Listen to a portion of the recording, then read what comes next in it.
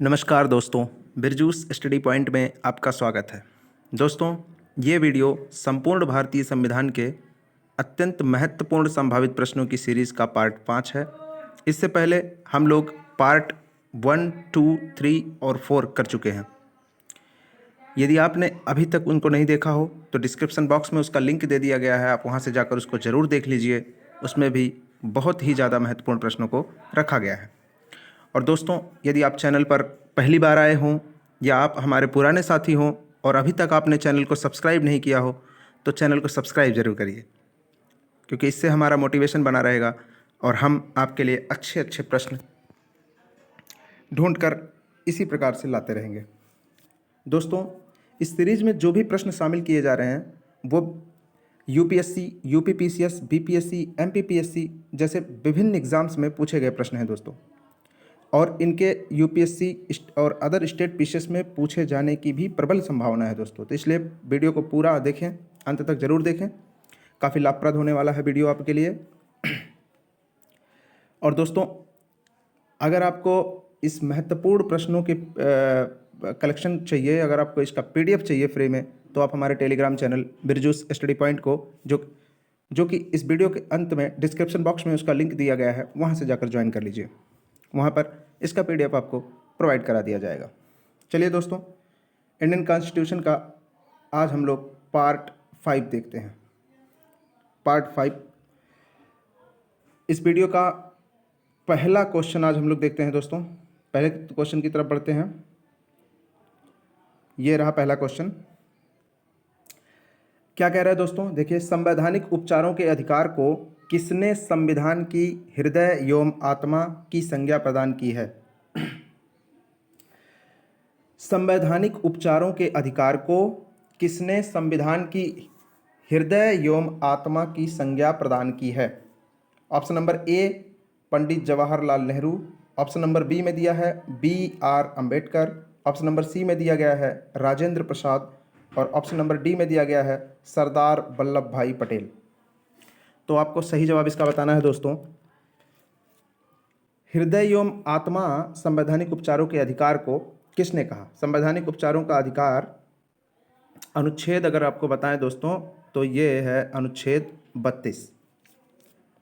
अनुच्छेद 32 में संवैधानिक उपचारों के अधिकार को लिखा गया है दोस्तों। तो इसका सही जवाब हम लोग देखते हैं दोस्तों। इसका सही जवाब हो जाएगा doctor Bhimrao Ambedkar. Doctor Bhimrao Ambedkar, BR Ambedkar ने संवैधानिक उपचारों के अधिकार को संविधान की हृदय एवं आत्मा कहा है। चलिए नेक्स्ट क्वेश्चन की ओर बढ़ते हैं दोस्तों। क्वेश्चन नंबर 2 हमें क्या दिया गया है, चलिए देखते हैं। क्वेश्चन नंबर 2, ये रहा क्वेश्चन नंबर 2। क्वेश्चन नंबर 2 को थोड़ा सा नीचे की तरफ कर लेते हैं दोस्तों, ताकि पढ़ा जा सके।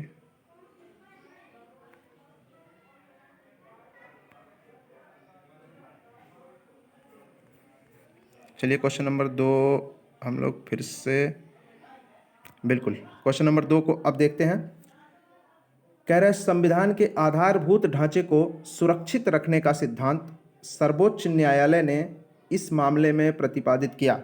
आपसे पूछ रहा है कि संविधान का जो आधारभूत ढांचे को सुरक्षित रखने का सिद्धांत दिया गया, सर्वोच्च न्यायालय ने किस मामले में ये प्रतिपादित किया?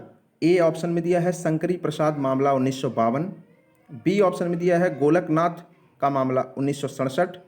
सी ऑप्शन में दिया है केशवानंद भारती का मामला 1973। डी ऑप्शन में दिया है मिनर्वा मिल का मामला 1980। तो इसका सही जवाब देख लेते हैं दोस्तों। चलिए इसका सही जवाब देखते हैं क्या हो जाएगा। तो इस क्वेश्चन का क्वेश्चन नंबर 2 का सही जवाब हो जाएगा दोस्तों option number C, Kesavananda Bharati मामला 1973। केशवानंद भारती बनाम केरल राज्य का ये मामला था 1973 में। इसका सही जवाब हो जाएगा केशवानंद भारती बनाम केरल राज्य का मामला था दोस्तों, 1973 में यह हुआ था। ऑप्शन नंबर सी इसका सही जवाब हो जाएगा। चलिए क्वेश्चन नंबर 3 की ओर बढ़ते हैं। क्वेश्चन नंबर 3 ये रहा। क्वेश्चन नंबर 3 क्या कह रहा है दोस्तों? वे कौन से मौलिक अधिकार हैं जो गैर नागरिकों को भी प्राप्त हैं? ऑप्शन नंबर ए में दिया है विचार और अभिव्यक्ति की स्वतंत्रता। ऑप्शन नंबर बी में दिया है कोई भी व्यवसाय या कारोबार आरंभ करने की स्वतंत्रता। ऑप्शन नंबर सी में दिया है देश के किसी भी भाग में अबाध संचरण एवं निवास की स्वतंत्रता। और ऑप्शन नंबर डी में दिया है कानून के समक्ष समता का अधिकार। तो इसका सही जवाब देख लेते हैं दोस्तों। इसका सही जवाब क्या हो जाएगा, चलिए देख लेते हैं। क्वेश्चन नंबर 3 का सही जवाब हो जाएगा दोस्तों ऑप्शन नंबर डी, कानून के समक्ष समता का अधिकार। कानून के समक्ष समता का अधिकार, क्वेश्चन नंबर 3 का सही जवाब हो जाएगा ऑप्शन नंबर डी, जो कि अनुच्छेद 14 में लिखा गया है, कानून के समक्ष समता। चलिए दोस्तों क्वेश्चन नंबर 4 की ओर बढ़ते हैं और देखते हैं क्वेश्चन नंबर 4 क्या दिया है। ये रहा दोस्तों क्वेश्चन नंबर 4। चलिए देखते हैं क्या दिया है। किन स्थितियों में मौलिक अधिकारों का निलंबन किया जा सकता है? किन स्थितियों में मौलिक अधिकारों का निलंबन किया जा सकता है, यह क्वेश्चन पूछा जा रहा है। ऑप्शन नंबर ए दिया है जब राष्ट्रपति शासन लागू हो। ऑप्शन नंबर बी दिया है जब राष्ट्रीय आपात स्थिति लागू हो। ऑप्शन नंबर सी में दिया है जब वित्तीय आपात की स्थिति लागू हो। और ऑप्शन नंबर डी में दिया है जब सर्वोच्च न्यायालय या उच्च न्यायालय का स्पष्ट आदेश हो। तो इनमें से आपको बताना है दोस्तों सही जवाब क्या हो जाएगा।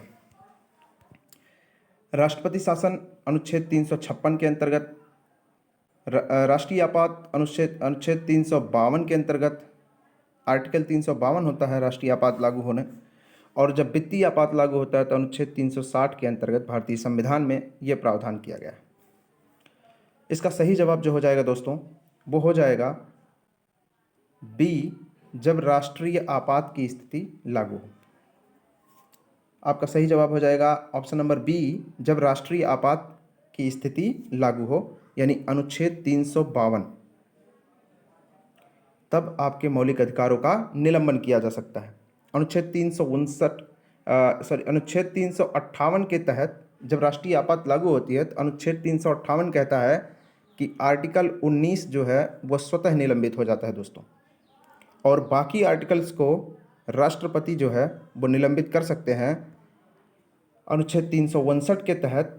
लेकिन अनुच्छेद 20 और अनुच्छेद 21 को छोड़कर, अनुच्छेद 20 और अनुच्छेद 21 को राष्ट्रपति द्वारा निलंबित नहीं किया जा सकता। और ये प्रावधान क्या हमारे मूल संविधान में था? नहीं। ये कब हो गया? ये किया गया 44वें संवैधानिक संशोधन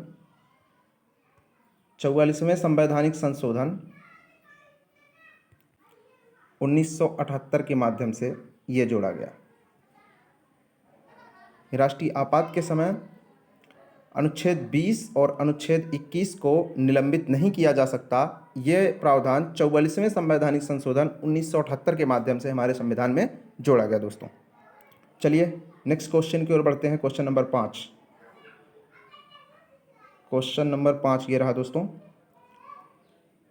किस संवैधानिक संशोधन अधिनियम द्वारा संविधान में मूल कर्तव्यों को शामिल किया गया? ए ऑप्शन है 42वां संवैधानिक संशोधन अधिनियम 1976। बी ऑप्शन में दिया गया है 43वां संवैधानिक संशोधन अधिनियम 1977। सी ऑप्शन में दिया गया है 44वां संवैधानिक संशोधन अधिनियम 1978। और डी ऑप्शन में दिया गया है 45वां संवैधानिक संशोधन अधिनियम 1980। तो इसका सही जवाब आप लोगों को बताना है दोस्तों। चलिए हम लोग सही जवाब की ओर बढ़ते हैं, सही जवाब देख लेते हैं। इसका राइट ऑप्शन क्या हो जाएगा दोस्तों? इसका राइट ऑप्शन हो जाएगा ऑप्शन नंबर ए, 42वां संवैधानिक संशोधन अधिनियम 1976 में। 42वें संवैधानिक संशोधन अधिनियम 1976 में संविधान में मूल कर्तव्यों को जोड़ा गया। और मूल कर्तव्यों को जोड़ा गया तो इसको कहाँ रखा गया दोस्तों? इसको रखा गया भाग 4 का में और अनुच्छेद 51 के का में। चलिए दोस्तों नेक्स्ट क्वेश्चन की ओर बढ़ते हैं। Question number 6। क्वेश्चन नंबर 6 की ओर बढ़ते हैं दोस्तों। और क्वेश्चन नंबर 6 ये रहा। क्या कह रहा है क्वेश्चन नंबर 6? संविधान के किस भाग में मूल कर्तव्यों के अध्याय को जोड़ा गया? ए ऑप्शन में दिया है भाग 3 का, बी ऑप्शन में दिया है भाग 4, सी ऑप्शन में दिया है भाग 4 का और डी ऑप्शन में दिया है भाग 5। तो आई होप इसका आंसर आप लोग जरूर कर लिए होंगे दोस्तों। इसका सही आंसर हो जाएगा option number C, option number C भाग 4 का। ऊपर अभी भी इसका आंसर हमने बता भी दिया आपको। इसका सही जवाब है ऑप्शन नंबर सी भाग 4 का। चलिए क्वेश्चन नंबर 7 की ओर बढ़ते हैं दोस्तों। क्वेश्चन नंबर 7 ये रहा। क्वेश्चन नंबर 7 क्या कहता है? संविधान में मूल कर्तव्यों को शामिल करने का विचार किस देश के संविधान से लिया गया है? ऑप्शन नंबर ए है संयुक्त राज्य अमेरिका, ऑप्शन नंबर बी है कनाडा, ऑप्शन नंबर सी है फ्रांस या ऑप्शन नंबर डी में दिया है सोवियत संघ। तो आपको बताना है कि जो मौलिक कर्तव्य हैं ये किस देश के संविधान से लिया गया है।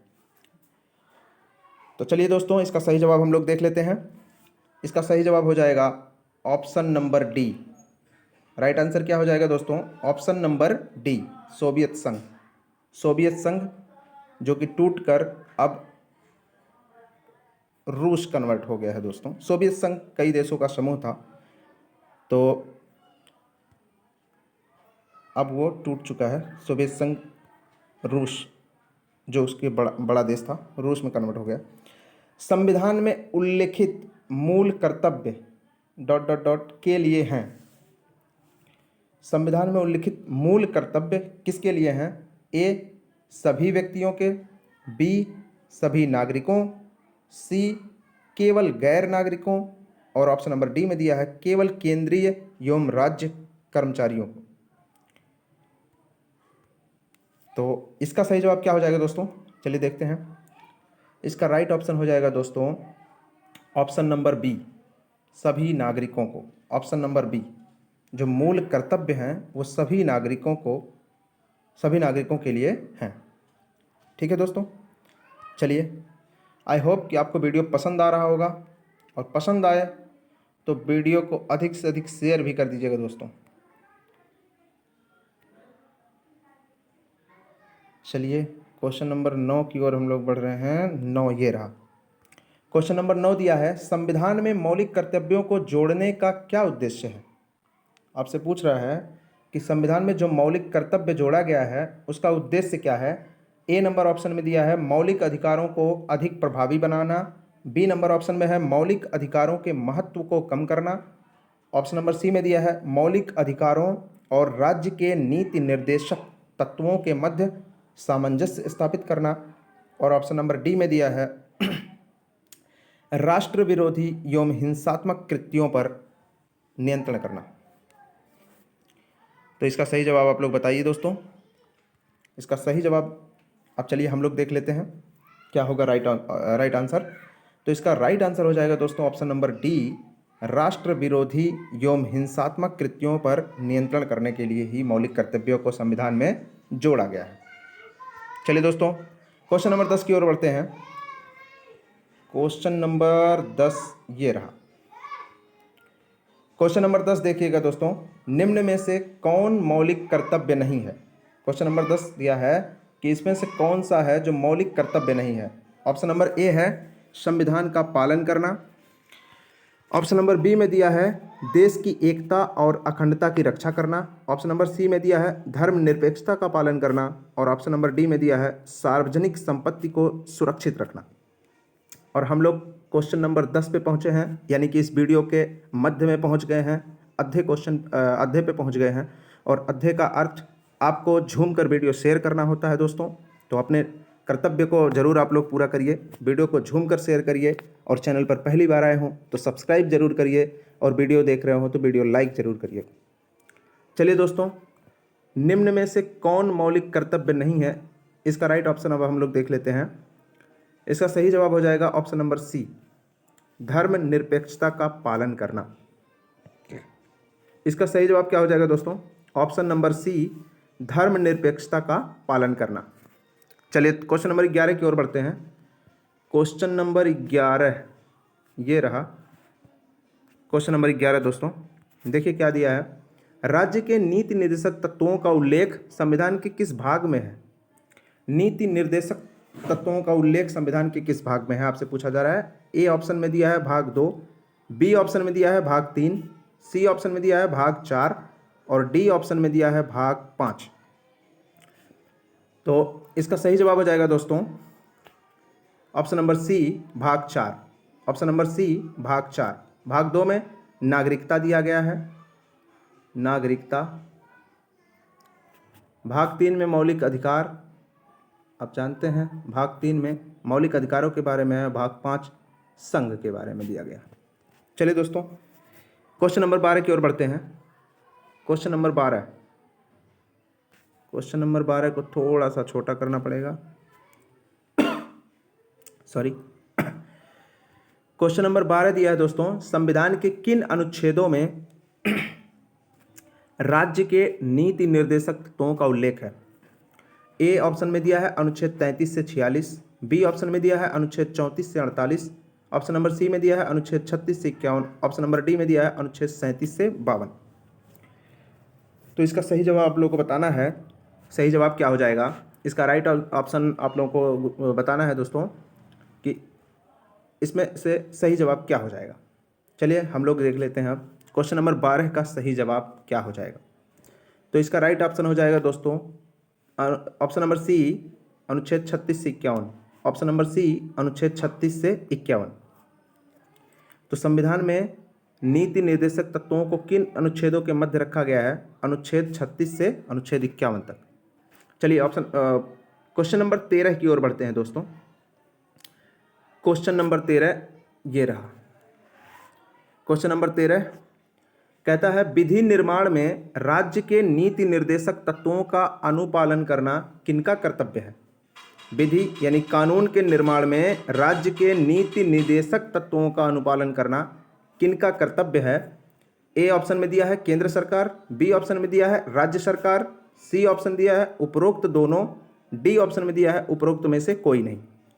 तो इसका सही जवाब आप लोगों को बताना है कि राज्य के नीति निर्देशक तत्वों का अनुपालन करना किनका कर्तव्य है। तो चलिए अब हम लोग राइट ऑप्शन की तरफ बढ़ते हैं दोस्तों। राइट ऑप्शन देख लेते हैं क्या हो जाएगा। तो इसका सही जवाब हो जाएगा दोस्तों ऑप्शन नंबर सी उपरोक्त दोनों। ऑप्शन नंबर सी उपरोक्त दोनों। केंद्र सरकार भी और राज्य सरकारें भी जब भी कानून का निर्माण करेंगी तो उसमें नीति निर्देशक तत्वों का अनुपालन करना उनका कर्तव्य होता है दोस्तों। चलिए नेक्स्ट क्वेश्चन की ओर बढ़ते हैं। Question number 14।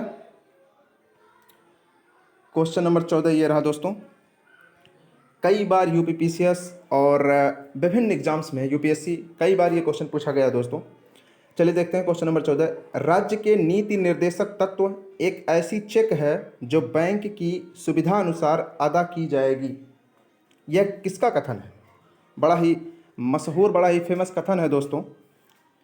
ये ऑप्शन नंबर ए में दिया है BR Ambedkar, option number B में दिया है doctor Rajendra Prasad, option number C में आपको दिया गया है KM मुंशी और ऑप्शन नंबर डी में दिया गया है KT Shah.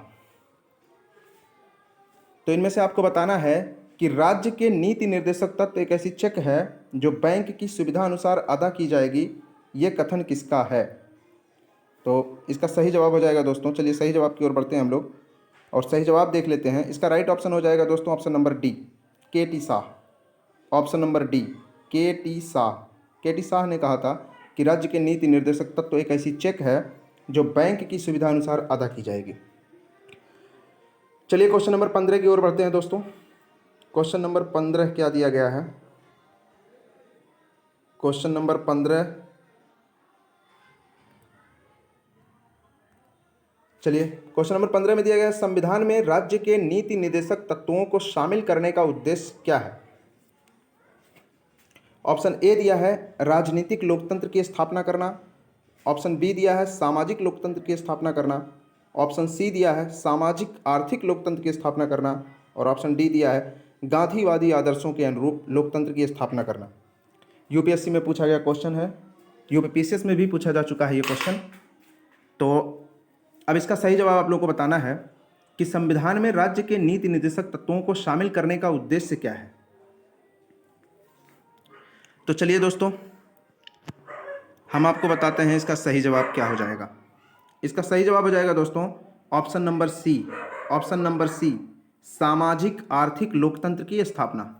Option number C, सामाजिक आर्थिक लोकतंत्र की स्थापना, इसका सही जवाब हो जाएगा दोस्तों। नेक्स्ट क्वेश्चन की ओर बढ़ते हैं। Question number 16। क्वेश्चन नंबर 16 ये रहा आपके स्क्रीन पर। 16 क्या कह रहा है? किस संवैधानिक संशोधन अधिनियम ने राज्य के नीति निर्देशक तत्वों को मौलिक अधिकारों की अपेक्षा अधिक प्रभावशाली बनाया?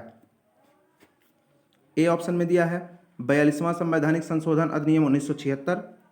बी ऑप्शन में दिया है 43वां संवैधानिक संशोधन अधिनियम 1977। सी ऑप्शन में दिया है 44वां संवैधानिक संशोधन अधिनियम 1978। और डी ऑप्शन में दिया गया है कि 45वां संवैधानिक संशोधन अधिनियम 1980। इसमें से आपको बताना है कि किस संवैधानिक संशोधन अधिनियम ने राज्य के नीति निर्देशक तत्वों को मौलिक अधिकारों की अपेक्षा अधिक प्रभावशाली बनाया। तो चलिए दोस्तों, अब हम लोग इसका सही जवाब देखते हैं। इसका राइट ऑप्शन क्या हो जाएगा, चलिए हम लोग इसको देखते हैं। इसका सही जवाब हो जाएगा ऑप्शन नंबर ए, 42वां संवैधानिक संशोधन अधिनियम 1976। 42वां संवैधानिक संशोधन अधिनियम 1976 इसका सही जवाब हो जाएगा दोस्तों। क्वेश्चन नंबर 17 की ओर चलिए। क्वेश्चन नंबर 17 क्या दिया गया है देखते हैं। क्वेश्चन नंबर 17, यह धारणा कि भारत एक कल्याणकारी राज्य है सर्वाधिक दर्शित होती है। आपसे पूछा है कि यह धारणा कि भारत एक कल्याणकारी राज्य है सर्वाधिक दर्शित होती है, इनमें से किस में सर्वाधिक ज़्यादा दर्शित होती है, सर्वाधिक दिखाई पड़ती है? ऑप्शन नंबर ए है संविधान की प्रस्तावना द्वारा। ऑप्शन नंबर बी, मौलिक अधिकारों द्वारा। ऑप्शन नंबर सी, राज्य के नीति निर्देशक सिद्धांतों द्वारा। और ऑप्शन नंबर डी में दिया है मौलिक कर्तव्यों के द्वारा। अब आपको बताना है कि एक कल्याणकारी राज्य जो है ये किस में सबसे ज़्यादा दर्शित होता है। सॉरी दोस्तों, चलिए राइट ऑप्शन की ओर हम लोग बढ़ते हैं। देख लेते हैं कि इसका सही जवाब क्या हो जाएगा। सही जवाब हो जाएगा दोस्तों ऑप्शन नंबर सी, राज्य के नीति निर्देशक सिद्धांतों द्वारा। राज्य के नीति निर्देशक सिद्धांतों के द्वारा कल्याणकारी राज्य सर्वाधिक दर्शित होता है। इसका सही जवाब हो जाएगा ऑप्शन नंबर सी। चलिए क्वेश्चन नंबर 18 की ओर बढ़ते हैं। क्वेश्चन नंबर 18, समान कार्य के लिए समान वेतन भारत के संविधान में सुनिश्चित किया गया एक, ऑप्शन नंबर ए में दिया है मौलिक अधिकार है। ऑप्शन नंबर बी में दिया है राज्य के नीति निर्देशक सिद्धांतों का अंग है। ऑप्शन नंबर सी में दिया है मौलिक कर्तव्य है। ऑप्शन नंबर डी में दिया है आर्थिक अधिकार है। तो आपको बताना है दोस्तों, समान कार्य के लिए समान वेतन भारत के संविधान में सुनिश्चित किया गया है एक, ये क्या है? एक मौलिक अधिकार है, या राज्य के नीति निर्देशक सिद्धांतों का अंग है, या मौलिक कर्तव्य है, या आर्थिक अधिकार है? चलिए दोस्तों, इसका आर्टिकल आप लोग कमेंट करके हमें जरूर कमेंट बॉक्स में हमें ज़रूर बताइएगा। समान कार्य के लिए समान वेतन किस अनुच्छेद में लिखा गया है? इसको कमेंट बॉक्स में कमेंट करके आप लोग बताइएगा। और इसका सही जवाब हम बताते हैं दोस्तों। सही जवाब हो जाएगा दोस्तों ऑप्शन नंबर बी, राज्य के नीति निर्देशक सिद्धांतों का अंग। ऑप्शन नंबर बी इसका सही जवाब हो जाएगा, राज्य के नीति निर्देशक सिद्धांतों का अंग। चलिए क्वेश्चन नंबर 19 देखते हैं। क्वेश्चन नंबर 19 ये रहा। क्वेश्चन नंबर 19, भारत में निम्नलिखित में से किसके अंतर्गत पंचायती राज प्रणाली की व्यवस्था की गई है? ए ऑप्शन दिया है मौलिक अधिकार, बी ऑप्शन में दिया है मौलिक कर्तव्य, ऑप्शन नंबर सी में दिया गया है राज्य के नीति निर्देशक सिद्धांतों के द्वारा, या ऑप्शन नंबर डी में दिया है चुनाव आयोग अधिनियम के द्वारा। पूछ रहा है आपसे कि भारत में निम्नलिखित में से किसके अंतर्गत पंचायती राज प्रणाली की व्यवस्था की गई है? तो पंचायती राज प्रणाली, इसका भी आर्टिकल आप लोग कमेंट करके बताइएगा कमेंट बॉक्स में, किस आर्टिकल में पंचायती राज व्यवस्था के विषय में लिखा गया है और वो कहाँ पड़ता है दोस्तों? तो इसका सही जवाब हो जाएगा ऑप्शन नंबर सी, राज्य के नीति निर्देशक सिद्धांतों में। राज्य के नीति निर्देशक सिद्धांतों में। और आर्टिकल आप लोग कमेंट करके जरूर बताइएगा इसका। चलिए लास्ट क्वेश्चन इस वीडियो का, हम लोग आखिरी क्वेश्चन की ओर बढ़ते हैं। इस वीडियो का आखिरी क्वेश्चन ये रहा आपकी स्क्रीन पर। 20 नंबर क्वेश्चन कह रहा है संविधान के किस अनुच्छेद के द्वारा उपयोग के प्रबंधन में कर्मकारों की भागीदारी का प्रावधान किया गया है। ऑप्शन नंबर ए दिया है अनुच्छेद 44, ऑप्शन नंबर बी दिया है अनुच्छेद 43A, ऑप्शन नंबर सी दिया है अनुच्छेद 43 और ऑप्शन नंबर डी दिया है अनुच्छेद 48। तो आपको बताना है कि संविधान के किस अनुच्छेद के द्वारा उद्योग के प्रबंधन में कर्मकारों की भागीदारी का प्रावधान किया गया है।